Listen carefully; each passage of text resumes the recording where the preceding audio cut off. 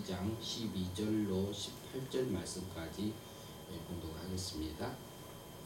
꿈에 헤로데게로 돌아가지 말라 지시하심을 받아 다른 길로 고국에 돌아가니라. 저희가 떠난 후에 주의 사자가 요셉에게 현몽하여 가로되 헤롯이 아기를 찾아 죽이려 하니 일어나 아기와 그 모친을 데리고 애굽으로 피하여 내가 내게 이르기까지 거기 있으라 하시니 요셉이 일어나서 밤에 아기와 그 모친을 데리고 애굽으로 떠나가 헤롯이 죽기까지 거기 있었으니 이는 주께서 선지자로 말씀하신 바 애굽에서 내 아들을 불렀다 함을 이루려 하심이니라. 이에 헤롯이 박사들에게 속은 줄을 알고 심히 노하여 사람을 보내어 베들레헴과 그 모든 지경 안에 있는 사내 아이를 박사들에게 자세히 알아본 그 때를 표준하여 2살부터 그 아래로 다 죽이니 이에 선지자 에레미야로 말씀하신 바 라마에서 슬퍼하며 크게 통곡하는 소리가 들리리니 라헬이 그 자식을 위하여 애곡하는 것이라. 그가 자식이 없으므로 위로받기를 거절하였도다 함이 이루어졌느니라. 18절 말씀까지 공독했습니다. 오늘 제목은 헤롯이 박사들에게 속은 줄을 알고 심히 노함에 대해서 이 부분에 대해서 우리가 성탄절을 통해서 살펴보려고 합니다. 그러면 헤롯이 왜 이렇게 노했고 심히 노했을까? 그 부분. 그 전에 오늘 주보 뒷면을 보시면요. 그러면 성탄절이라는 우리를 다른 말로 표현을 하면은 크리스마스 이렇게 말을 하지요. 근데 크리스마스란 말은 그리스도란 말하고 미사, 예배가 합쳐져서 되어진 말이에요. 그리스도께 예배드린다 이렇게 보셔도 되겠습니다. 그러면은 그러면 크리스마스를 이것을 그 뒷면에 조금 이게 그 자료를 찾아서 올려놨는데요. 주보 뒷면에 보시면은 노마에서 이게 노마 그 당시에 이교도들이 동지절 24일에서 다음에 1월 6일이 그 하나의 그 대축제절로 이렇게 지키던 시기였는데요. 그래가지고 그러면서 이게 무슨 얘기를 달리 표현하면은요. 태양이 그 밤과 낮의 길이가 똑같아지고 길어진 첫날로 태양이 이렇게 주보 뒷편에 있습니다. 태양이 다시 소생한다는 그런 의미로서 그 절기를 지켰어요. 로마에서 이교도들이 지킨 것입니다. 그러면은 예수님이 태어나신 날이 딱 25일이에요. 25일이 맞아요? 알 수 있어요? 없어요? 지금 현재는 모르지요. 그리고 성경에 기록이 되어 있지 않습니다. 어느 날이라고. 그런데 그러면은 예수님이 오신 것은 맞아요? 안 맞아요? 예수님 오신 것은 또 맞아요. 그럼 예수님 오셨다 이 말이죠. 그래가지고 맨 처음에 카톨릭에서 사도 시대가 지나고 속사도 시대, 그 다음에 교부들을 통해서 이게 사도 시대 지난 다음에 그 카톨릭으로 이렇게 속화되어져 가면서 그때 당시에 뒤에 자세히 되어져 있습니다만은 예수님이 세상에 뭘로 오셨다고요? 빛으로 오셨다고 그러죠. 빛으로. 그러니까 이교들에게도 이렇게 설명하기 좋고 세상에 빛으로 오신 그 주님이다.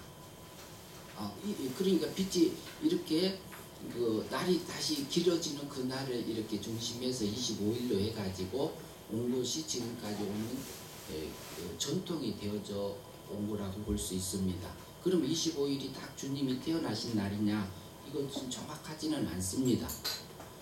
그러면은 주님이 오신 것은 확실합니다. 역사적으로도 확실하지요. 그러면 주님이 몇 년에 오셨어요? 역사적으로는 몇 년이라 되어 있어요? 주전 BC 4년으로 되어 있습니다.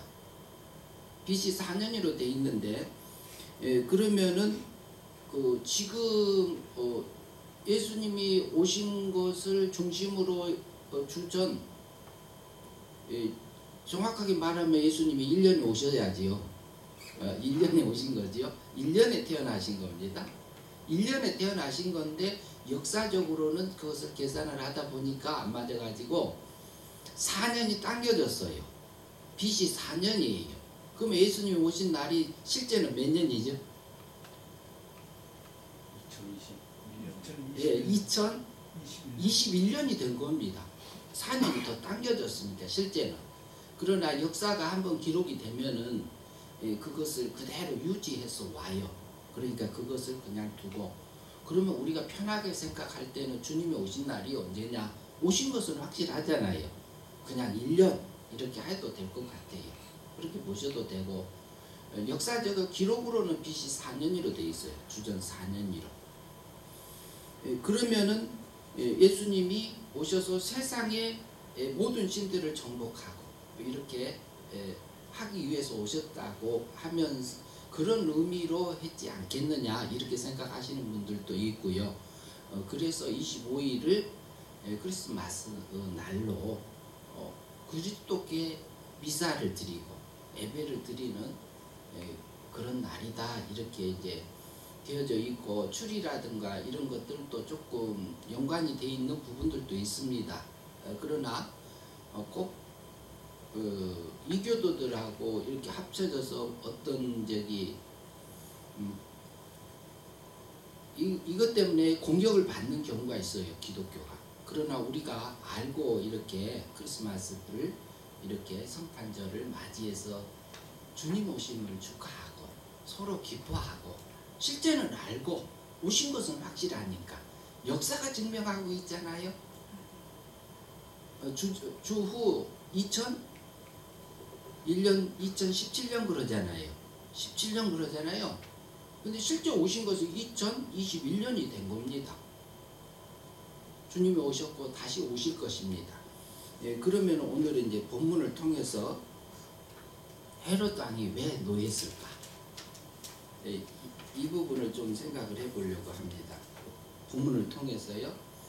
그러면은 2장에 보면은요, 2장 1절로 우리가 가서 잠깐 보도록 하겠습니다. 2장 1절에 보면요, 같이 한번 봅니다. 헤롯 왕 때에 예수께서 유대 베들레헴에 나심에 동방으로부터 박사들이 예루살렘에 이르러 말하되 그럽니다. 근데 때는 어쩌냐면 헤롯 왕 때예요. 그건 역사적으로 이미 다 증명되어 있는 상태지요. 우리가 세계사를 접하면은 이 부분은 다 나와 있는 부분들이고요. 그리고요, 2절 같이 봅니다. 유대인은 왕으로 나신 이가 어디 계시느냐? 우리가 동방에서 그 별을 보고 그애로 경배하러 왔노라 하니 그래요. 그러면은 동방에서 이게 뭐예요? 천문학자들입니다. 천문학자, 하늘을 보고 연구하는 그 천문학 그 과학자들이에요. 그들이 어떻게 별을 보고 유대인으로 왕으로 오는 것이 믿어져서 왔냐 이 말이에요. 그런데 이 부분을 봐도 굉장히 놀라워요. 유대인으로 왕으로 오셨다는 것을 믿고 와요. 의심하지 않고 옵니다. 하나도 의심하지 않습니다. 그리고 그 별을 보고 우리가 왔는데 왜 왔냐? 경배하러 왔다 그래요. 그러니까 3절에 한번 같이 볼까요? 무슨 일이 일어나? 헤롯 왕과 온 예루살렘이 듣고 소동하지라. 헤롯 왕은 왜 소동했을까요? 자기가 왕인데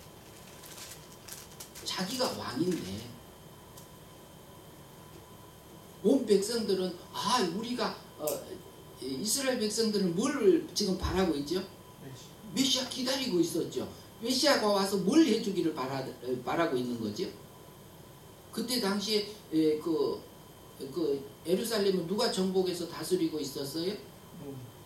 로마 나라에서 이스라엘을 다스리고 있는 그런 나라였지요. 그런 상태였지요. 그러면은 거기서 보면은 온 예루살렘이 소동할 수밖에 없어요. 왕은 왕대로, 백성은 백성대로. 그러면 주님이 오시면 우리 속에서도 요동이 나요? 소동이 나요? 왕은 우리 속에서 주님이 내 안에 하나님이 우리에게 성신 하나님께서 진리의 깨우침으로 오게 되면은요, 내 안의 정체가 진리의 빛으로 내 안에 비춰지면은요, 내 정체성이 확 드러납니다. 와, 내가 이 자리에 있었는가요, 아버지? 하나님 나를 이렇게 사랑하셔서 주님을 보내주셨군요. 이게 감격이 돼요. 그런가 하면은 한편으로는 헤롯 왕처럼 자기가 왕인데 내 자리를 내려놓으려고 내 자리를 넘보고 와? 그런 내 속에 뭐가 있어요? 옛사람이 있어요. 육의 세력이 또 있습니다. 그런데 우리 속에서 환영하는 또 내의 중생된 새 사람은 또 환영하고 있습니다. 그러면 이 일은 주님은 1년에 세상에 사람의 그 성자 하나님이 사람의 몸을 입고 사람이 되신 게 아니라 사람의 몸을 입고 오신 거예요. 육체를 입고. 하나님이면서 사람으로 피조물의 모습으로 세상에 오셨지요. 그것은 성자 하나님은 그 긍휼을, 그 택한 백성들의 그 긍휼을 불쌍히 여김을 위해서 긍휼의 사랑으로 오셨어요. 자기 몸을 제물로 드리기 위해서 오신 거지요. 그러면은 그 독생자, 하나밖에 없는 그 독생자를 보내신 성부 하나님의 사랑은 어떤 사랑이냐? 아들을 내어주는 그 사랑을 했습니다. 아들을 내어주는 그 사랑을 했다는 얘기는 그 생명적인 하나님의 택한 백성들을 살리기 위해서 독생자 예수 성자 하나님을 세상에 보내신 그 사랑을 베풀어 주신 것이지. 그리고 지금 성신 하나님은 우리에게 어떤 사랑을 베풀어 주고 계시나요? 죽었던 영을 은혜로서 은혜의 사랑을 베풀어 줘서 은혜로서 죽었던 영을 사망에서 생명으로 옮겨주는 그 역사, 중생시켜 거듭나게 해서 영을 살려주는 은혜를 베풀어 주셨고, 예수 그리스도께서는 오셔서 우리를 영원한 법적인 면에서 구원하셔 주시기 위해서 그 사랑을 베풀기 위해서 오셨던 것이지요. 그런데 우리 안에서요, 주님이 오시면 소동해요. 진리 말씀으로 찾아오셨을 때, 그리고 하나님께서 내 안에 우리가 하나님의 뜻을 찾을 때에 내게 하나님의 뜻을 깨닫게 해주셨을 때도 내 안에서 소동이 일어나기도 하지요. 그 다음에 보면 소동이 일어나는데 참 유대인들이 대단하다는 거 느껴져요. 보면은 4절 말씀을 같이 보겠습니다. 왕이 모든 제사장과 백성의 서기관들을 모아 그리스도가 어디서 나겠느냐 물으니 그래요. 그럼 왕은 믿었단 말이야? 안 믿었단 말이에요? 그 왕도 그러면 믿었다는 얘기잖아요. 올 거라는 것을. 오는 것은 싫어요. 소동하고 있어요. 그런데 이거 물음이 왜 묻냐 이 말이에요. 그리고 그럼 누구한테 물어요? 모든 제사장, 백성의 서기관들에게 묻습니다. 그 다음에 5절 같이 봅니다. 가로되 유대인의 베들레헴이 오니 이는 선지자에 이렇게 기록된 바. 같이 봅니다. 6절. 또 유대인의 땅 베들레헴아 너는 유대 고을 중에서 가장 작지 않냐도. 내게서 한 다스리는 자가 나와서 내 백성 이스라엘의 목자가 되리라 하였음이니이다. 어때요? 대제사장들하고요 서기관들은 그대로 믿어요. 유대인들이.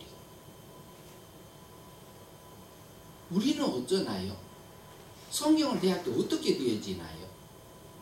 우리는 제가 제 모습을 볼 때도 보면 어쩔 때 보면 굉장히 경히 여기고 있는 때가 있음을 고백합니다.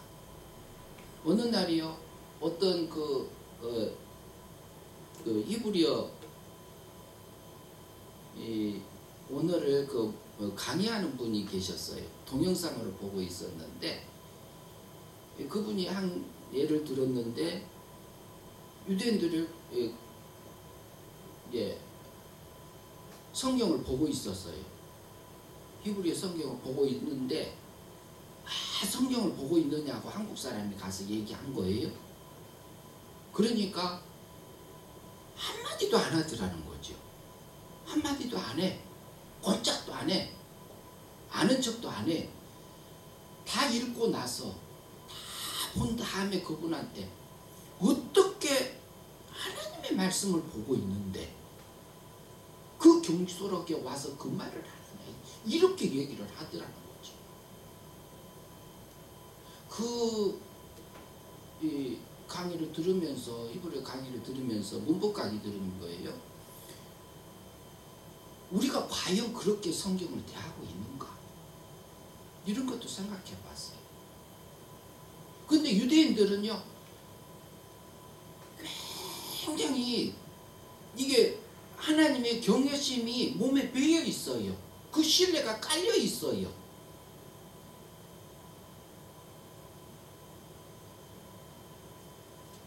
그래서 우리에게 그러면 우리는 이방인 중에 한 사람이잖아요. 구원받은 하나님의 백성이잖아요. 그러면서도 우리가 하나님께서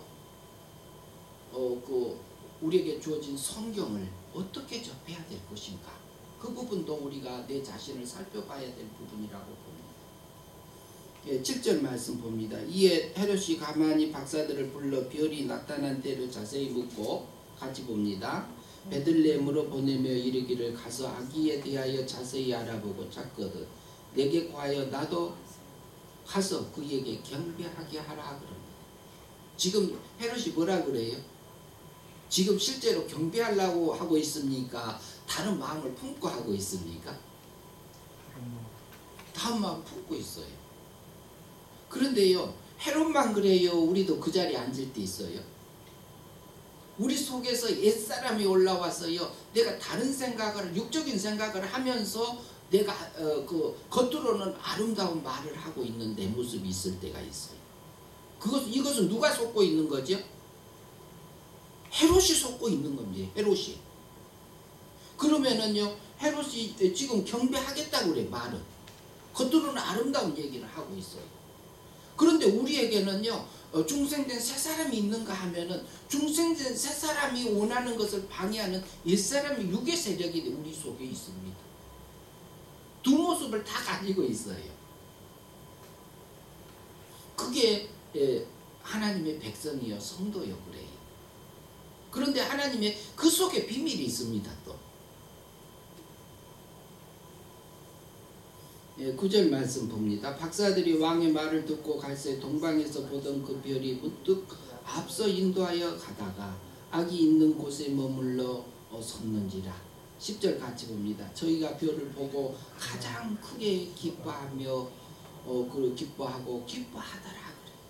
우리가요 주님의 뜻이 몰랐을 때 어떤 사건이 일어나고 어떤 환경이 닥치고 어떤 내게 굉장히 어려운 일들이 일어났을 때에 주님 이 일이 무슨 뜻입니까? 내게 주고자 한 게 무엇입니까? 하나님 내게는 이것이 기뻐가 되지 않아요. 그런데 이것이 내게 기뻐할 조건이 무엇입니까? 하고 주님 앞에 기도했을 때에 그것의 뜻을 찾았을 때 그래 그 별이 가서 주님이 있는 그 자리를 딱 멈춰 섰을 때처럼 우리에게 거기에서 하나님의 뜻을 내게 바뀌어줬을 때의 그 기쁨, 즐거움, 그때의 두려움, 근심, 걱정, 외로움, 이것이 그 주님의 사랑을 맛봤을 때 어때요? 순간에 사라져요, 안 사라져요? 순간에 사라지게 하세요. 아무리 큰 사건이 와도, 아무리 어려움이 와도, 그 고통과 환난 속에서도 기뻐할 수 있는 하나님의 복이 그 속에 들어있습니다. 그것을 발견했을 때는 그게 다 넘어가게 하세요, 하나님.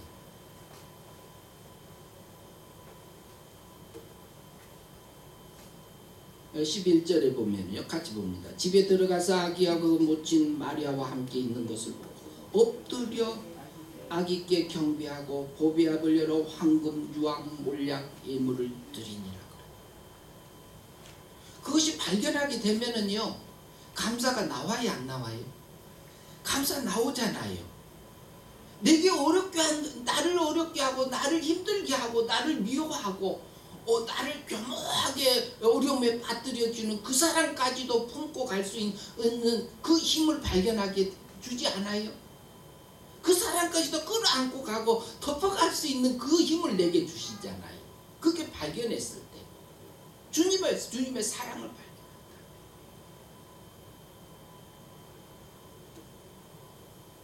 그러니까 우리가 예물을 드릴 수밖에 없고 감사할 수밖에 없고, 그래서 우리의 육의 모습하고 우리 중생된 새 사람의 모습이, 두 모습이 우리 안에 다 있어요. 육의 모습을 통해서 우리 새 사람을 길러가고 있는 그 하나님의 역사가, 은혜로 이미 받은 그 구원, 은혜 믿음으로써 이미 완성되어졌던 그 새 사람을 하나님이 잡고 그 옛사람을 붙들고 이렇게 그 썩을 것을 통해서 썩지 않을 걸로 길러가고 있는 그 하나님의 역사가 그 속에 있습니다.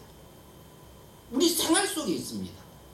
그 오늘 내일이 아니라 주님 오신 그때만 있었던 거 아닙니다. 지금 내 생활 속에 그걸 하나님이 역사하고 계시잖아요. 오늘 봤던 본문 12절 같이 꿈에 헤로데게로 돌아가지 말라 지시하심을 받아 다른 길로 고국에 돌아가니라. 박사들도 참 멋있어요. 의심도 안 해요. 걱정도 안 해요. 그러면 헤롯 왕의 말을 들을까요? 천사가 말해주던 그 말을 들을까요? 우리도요, 생각해 보세요. 내 안에 중생된 새 사람에게 성신 하나님의 성령의 힘의 깨우침으로 진리의 깨우침과 하나님의 뜻을 알려주는, 나를 향하신 그 뜻을 발견하게 해줬던 그것을 놓고 우리는 두 마음이 저울질하고 있는 모습이 있습니다. 박사들은 그러지 않았어요. 하나님의 뜻이 발견되니 두만 안고 다른 길로 자기 고향으로 돌아갔던 것을 우리가 봅니다. 그 참 유대인들, 대제사장, 서기관, 그리고 그 동방의 그 천문학자들 참 멋있어요.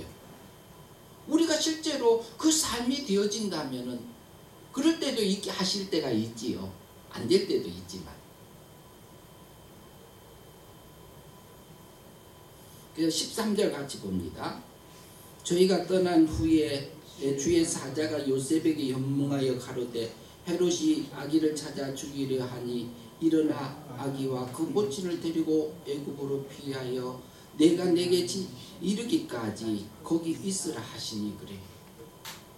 천사가 알려주잖아요. 또 주의 사자가 나타나서 알려주잖아요. 그런데요, 우리에게 내게 성신 하나님의 깨우침이 줬을 때에, 그러면 여기 현재 그러면은 지금 헤롯 왕이 누구를 죽이려고 그래요?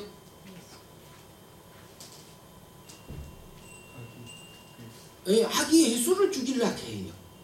그러면 헤롯 왕만 죽이려고 해요? 내 속에서 옛사람이 내게 깨우쳐 주신 그 진리의 말씀을 죽이려고 해요? 안 해요? 그 모습이 있어요.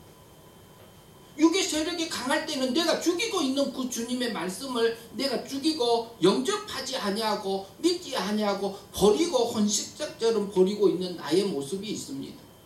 이게 다른 사람 얘기가 아니야. 나의 모습이. 헤롯도 악만 죽이려고 하지 않아요. 그리고 내게 향하신 하나님의 뜻이 발견이 되고 확신을 주시고 우리에게 그것이 나의 뜻이라고 알려줘도 내 속에 이렇게 하면 내가 손해보지 어쩌지 이런 생각들을 다시 내 속에 집어넣어주는 옛사람의 세력이 또 올라옵니다. 그 배후에 누가 있어요? 헤롯 뒤에 헤롯에게 자기가 왕의 자리에서 끌어내리려고 하니까 내리려고 하는 악이 죽여야 돼요? 안 죽여야 돼요? 죽여야지요. 당연히 죽여야죠. 죽여야죠. 그러면 우리 속에서 올라오는 새 사람의 세력이 옛사람을 죽여야지. 옛사람을 죽여야지. 주님을 살리기 위해서는 피해야 되죠. 애굽으로 말씀대로 피합니다. 요셉이 일어나 밤에 아기의 모친을 데리고 애굽으로 떠나가 헤롯이 죽기까지 거기 있으니 이는 주께서 선지자를 말씀하십니다. 애굽에서 내 아들을 불렀다 함을 이루려 함이니라. 16절 같이 봅니다. 한번. 이에 헤롯이 박사들에게 속은 줄을 알고 심히 노하여 사람을 보내어 베들레헴과 그 모든 지경 안에 있는 산의 아이를 박사들에게서 자세히 알아본 그 때를 표준하여 2살부터 그 아래로 다 죽이니 어마어마한 숫자를 죽인 겁니다. 누가 죽였어요? 헤롯도 악이 죽였어요. 헤롯도 악만 죽일까요? 아니요. 주님이요 사건을 잡고 우리를 지금 현재는 하나님께서는 우리는 성경 말씀을 통해서 우리에게 말씀하시기도 하고 사건을 통해서 우리에게 찾아오시기도 하고 환경을 통해서 우리에게 찾아오시기도 합니다. 그리고 사람을 통해서 주님이 찾아오기도 하십니다. 찾아오신 그 주님을 내가 영접하는 자 곧 그 이름을 믿는 자들에게는 뭐 한다고요? 하나님의 자녀가 되는 권세를 준다 그랬습니다. 하나님의 자녀다운 삶들을 사는 그 힘을 가지고 능력 있게 살아져서 하나님의 자녀의 아름다운 성령의 열매가 맺혀지게 하신다는 의미로 우리가 이해할 수 있어요. 그러면 영접하는 것은 중생한 성도에게 하는 얘기입니다. 요한복음 1장에서 얘기하는 부분들은 이미 피침을 받은 성도들을 향해서 합니다. 구원받은 성도들을 향해서 쓴 성경이 요한복음입니다. 성경은 믿지 않는 성도들을 향해서 쓰여진 성경이 아니라 구원받은 하나님의 백성을 놓고 쓰여진 성경입니다.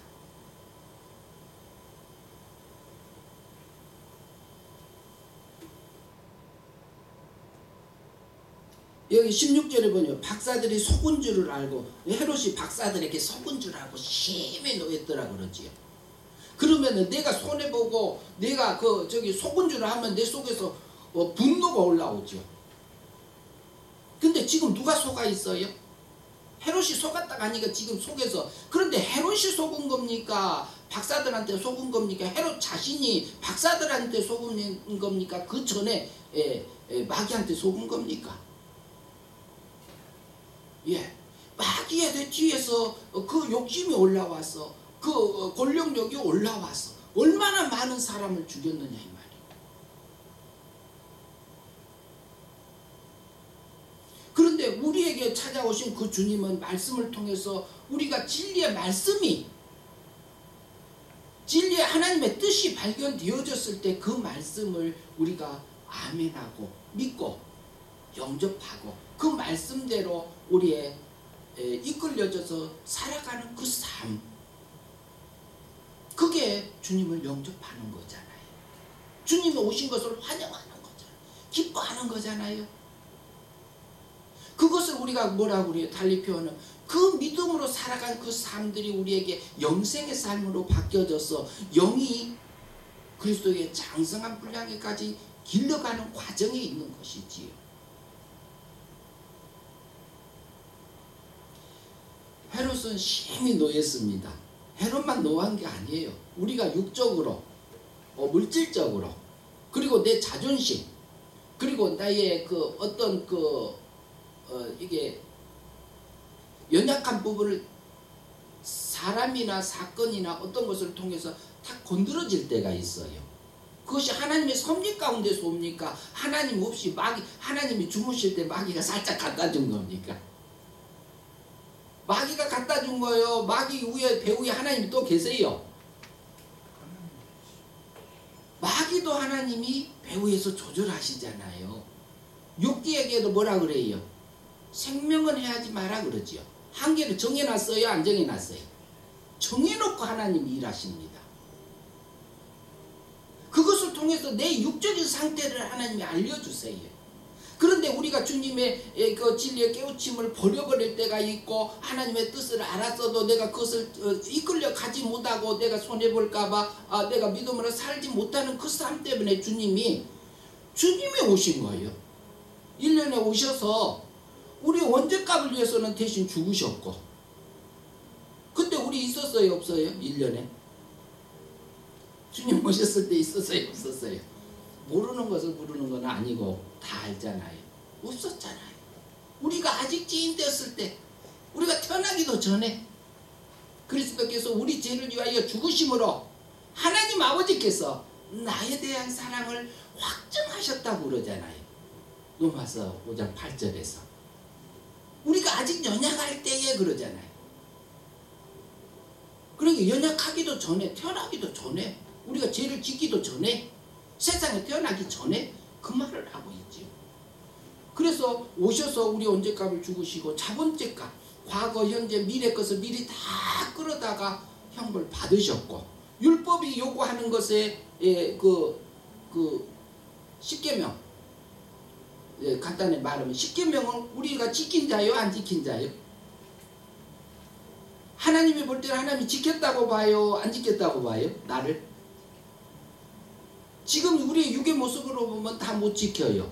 그러나 하나님의 공의의 법적인 면에서 보면 하나님의 예수님이 대신 다 지켜서 나한테 하나님의 의를 입혀줬어요 안 입혀줬어요? 은혜로 이미 입혀준 거잖아요. 하나님은 우리에게요, 너는 의인이다 그래. 하나님이 볼 때는 나는 의인으로 봐요. 죄인으로 안 봐요. 그렇기 때문에 우리에게는 주님이 오셔서 그 영원한 그 하나님의 공의의 법적인 면에서 나의 구원을 은혜로 완성해 주신 것이지요. 그 사랑을 베풀기 위해서 그 그물의 사랑 불쌍히 여겨서 자기 몸을 제물로 드려서 우리를 법적으로 영원한 법적인 면에서 구원하시려고 주님이 1년에 오신 것이지요. 그 사랑을 내게 베풀어 주셨고 우리가 받아서 지금 현재 누리고 있고요. 그리고 성신 하나님께서는 이미 우리를 은혜의 사랑으로 죽었던 영을 사망에서 생명으로 은혜로 이미 우리 세상에 살려주셔서 세상에서 살게 하고 있지요. 그러면 여기 그리고 사건이나 환경을 통해서 왔던 때는 뭐냐면은 이것은 우리가 마음으로 믿으면 마음이 어떻게 되고요? 영접하면 마음이 의롭게 되고 진리대로 맞춰지고 하나님의 뜻대로 되어지고 우리가 실제로 입으로 시인하면서 행동해서 살면 뭐가 된다고요? 어떤 구원이 된단 말이죠? 성화 구원이 된단 말이죠. 달리 표현하면 주님이 닮았다는 표현이지요. 주님을 영접하며 하나님의 자녀다운 그 권세를 쓰면서 그 능력을 쓰면서 그 실제적인 신의 능력을 입어가는 과정에 있는 것이 성도들의 비밀입니다. 그래서 보면은요, 헤롯이 심히 노였어요. 근데 헤롯만 심히 노인 게 아니라 우리가 손에 보면요, 우리 육의 옛사람이 심히 노하고 살아요.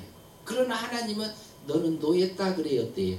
우리가 넘어지면 우리가 어디로 가야 돼요? 십자가에 다 가서 보니까 어때요? 이거 용서된 겁니까? 안 된 겁니까? 된 거 해주신 거잖아요. 몇 년도에? 33년, 1년에 오셔가지고 33년에 십자가 33살에 돌아가셨으니까 33년에 다 해결해 주셨잖아요. 부활승천 하셨잖아요. 그러면 용서된 거요. 주님, 나 이것을 우리 용서해 주셔서 감사합니다. 이게 십자가 가서 계속 기도해 보세요. 주님, 내가 넘어졌나이다. 하나님, 나 이거 용서해 주세요. 하다 보면 용서된 거예요? 안 된 거예요? 용서된 거요. 용서해 주라는 게 아니라 용서된 거니까 감사가 나오고 찬양이 나오고 되어지는 거지요. 저도 그래서 알았어요. 하나님 1년 전에 2년 전에 3년 전에 10년 전에 20년 전에 잘못한 거 기억나면 하나님 용서해 주세요. 이렇게 살았다니까요. 근데 그게 내가 예수 믿는 거예요? 안 믿는 거예요? 그게 내가 예수님이 십자가에서 내 죄 때문에 죽으셨다는 그것을 믿고 있는 나요? 안 믿고 있는 나요? 안 믿고 있고 내가 속고 있는 나더라 이 말. 구약의 율법을 들고 와서 내게 정지하는 그 말을 억눌려져서 내가 믿고 있는 나의 모습이었어요. 그러니까 그것을 계속 보니까 주님 이런 나를 용서해 주시고 이렇게 이끌어 주셨으니 감사합니다. 찬양이 나오고 그 기쁨은 말로 할 수 없어요. 지금은요 저는 죄책감이 하나도 안 들어요. 이상하지요. 그런데 그것을 한 번, 두 번, 이게 몇 번 하고요. 한 6개월, 한 1년 이렇게 계속 하면은 오히려 나를 넘어짐을 통해서 내가 겸손해지고 하나님의 은혜 속에 들어가게 하시는 그 하나님을 체험하지 않나요? 체험해요. 우리는 공의의 법에서 살아요? 사랑의 법에서 살아요? 사랑의 법에서 살아요. 공의의 법에서는 죽었잖아요. 그러니까 죽음은 예수 그리스도께서 오셔서 죽으심으로 살아나심으로 사랑의 법으로 살리신 거예요. 다 책임지시고 다 덮어주시고 우리를 그렇게 해서 지금까지 그걸 하시기 위해서 오셨어요. 그러니까 여기에서 헤롯이 그 박사들에게 속은 죄를 알고 심히 노였던 그 육의 세력 우리 속에 올라오는 그 모습도 우리에게도 있어요. 내게도 있어요. 그것을 죽여야죠. 그것을 잡아서. 그것을 잡아서 누구한테 드려요? 우리가 지금 우리가 하나님 앞에 뭐 하고 있어요? 예배 드리고 있잖아요. 구약에는 뭐라고 그랬어요? 제사라 그랬지요. 제사라 했으면 제사는 뭘 갖다가 잡아드려요? 소나 양. 예, 소, 양, 비둘기, 염소, 짐승을 잡아다가 머리에다가 뭐예요? 안수하지요. 그리고 나 대신 죽는 거지요. 제사란 얘기는 그러면 내 속에요. 내 속에 있는 일성 없는 짐승 같은 그 모습을 주님 앞에 그 육의 세력을 잡아서 하나님 앞에 드리는 것이 거룩한 뭐라고요? 산제사라 그러죠. 산제사라. 노마서 너희 거룩한 산제사 드리라 해야 안 해요. 그것이 우리가 드려지는 것이 삶 속에서 드려지는 실제의 삶의 예배 드리는 것이 제사라 바뀌어놓은 거예요. 우리 속에 있는 이성 없는 짐승 같은 그 육의 세력. 그런데 헤롯은 이것을 잡아 죽였어요. 실제로 자기가 마귀한테 속아서 그 많은 그 어린 아이는 못 죽이고 많은 다른 어린 생명들을 죽였어요, 안 죽였어요? 많이 죽였죠. 목숨을 뺐었죠. 그런데 헤롯만 그러는 게 아니요. 나도 그래. 그리스도의 장성한 분량 그 하늘 세계를 향해서 가고 있는 내 육의 세력이 옛사람이 붙들어서 그런 주님이 깨우쳐준 진리의 말씀을 따르지 아니하고 그리고 또 뭐냐면 하나님의 뜻이 발견된 그것을 죽여버리고 있는 나의 모습이 있어요. 그러나 그것을 주님이 탓하지 않으세요. 주님 내가 이렇군요. 이것 때문에 주님이 오셨군요. 그러면 어때요? 감사가 나오고 찬양이 나오고 우리가 그것을 하고 가는 거잖아요. 그걸 하기 위해서 주님이 오신 것이죠. 헤롯이 박사들에게 속은 줄 알고 심히 노한 모습이 헤롯에게만 있는 게 아니라 내 속에도 있더라 이 말이에요. 그 심히 노한 것 때문에 주님이 오셨고 그것 때문에 주님이 대신 죽으셨고 그것 때문에 노하심을 위해서 형벌 받으셨잖아요. 그 그것을 우리에게 그 사랑을 내게 베풀어 주시기 위해서 주님이 오셨습니다. 그리고 그 사랑을 먹고 우리가 살고 있습니다. 그러면은 오늘 성탄절 이것을 통해서 그 사랑이 얼마나 큰지요. 우리가 먹은 거 그리고 우리가 또 그것을 다른 사람에게 또 먹으면 나가요 안 나가요? 다른 사람한테 뭐 전도 안 해도 내 얼굴에서 드러납니다. 내 말에서 드러납니다. 내 행동에서 드러납니다. 드러날 수밖에 없어요. 그것은 사랑받아봐야 얼굴이 환하게 이렇게 밝아지지 않아요? 사랑받게 되면은 육적인 사랑받아도 그래요.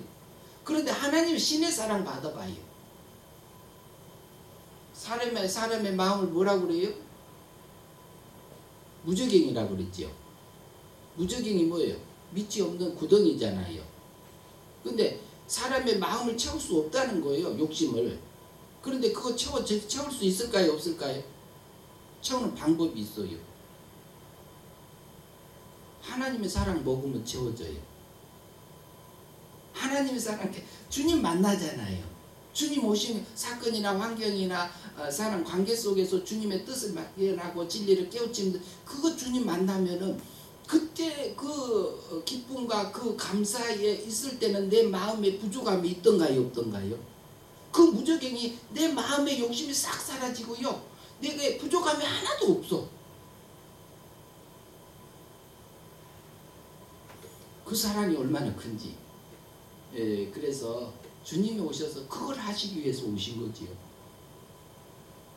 그 사랑 누리고 한 해 동안 또 살아가 보지요. 기도하겠습니다. 하나님 아버지 감사합니다.